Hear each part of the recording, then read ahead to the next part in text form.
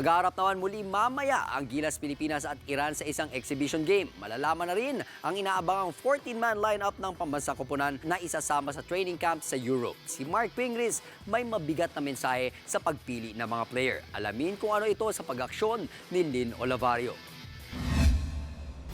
Hindi tipikal na laro ang naganap sa una sa dalawang tune-up game ng Gilas Pilipinas at Iran sa Gatorade Hoop Center sa Mandaluyong kahapon. Kada quarter kasi, nireset ang score sa 0. That was the agreement. We weren't interested in making this into a game. This was always going to be just a scrimmage and giving the coaches opportunities to work on situations. Nakuha ng pambansang koponan ng unang yugto, 21-13. Nakabawi naman ang mga bisita sa second quarter, 16-15. Ang third period, nakuha ulit ng mga Pinoy, 17-16. May pagkakataon pa ang koponan na masungkit ang huling yugto pero mintis ang tira ni Andre Blanche. Sa huli, tabla sa tig-dalawang quarter ang dalawang team. Average ang gradong binigay ni Coach Tab Baldwin sa kanyang mga bataan. I'm pleased that we put the talent out on the court that we can put out there, but the cohesion and the chemistry we're still short of that. But that doesn't surprise me. Humanga ang veteranong mentor sa Iran na sasabak naman sa FIBA Olympic qualifier sa Italy. Habang kinulang naman daw ang depensa ng Gilas, bagay na paplansyahin pa sa nalalapit na training camp sa Europa. Malakas sila eh. Yun nga, sabi ni Coach, more in execution kami, then i-work namin yung chemistry namin. So, malayo pa daw kami sa gusto naming marating eh.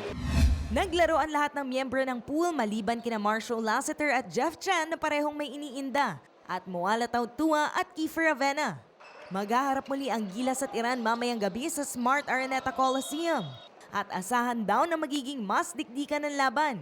It'll be competitive. It'll be tough. This is a very big, rugged front line that Iran has, and it'll be educational for us, which is why we're doing it. Pagkatapos ng laro, iaanunsyo na ang 14 na player na sasama sa Europe at pagpipilian ng Final 12. Ang importante kasi dito, kung sino talaga yung makakatulong sa team ngayon. Huwag na tayong magpa-baby or sino yung mas magaling, ganun-ganun. Ang importante talaga dito yung makakatulong para sa bayan natin. Yung position ko yung medyo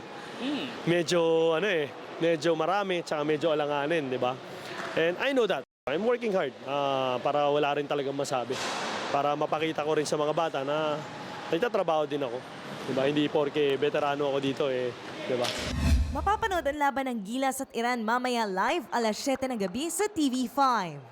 Umaaksyon, Lynn Olavario, News 5. Be sure to come back. Use 5 everywhere. Copyright 2016.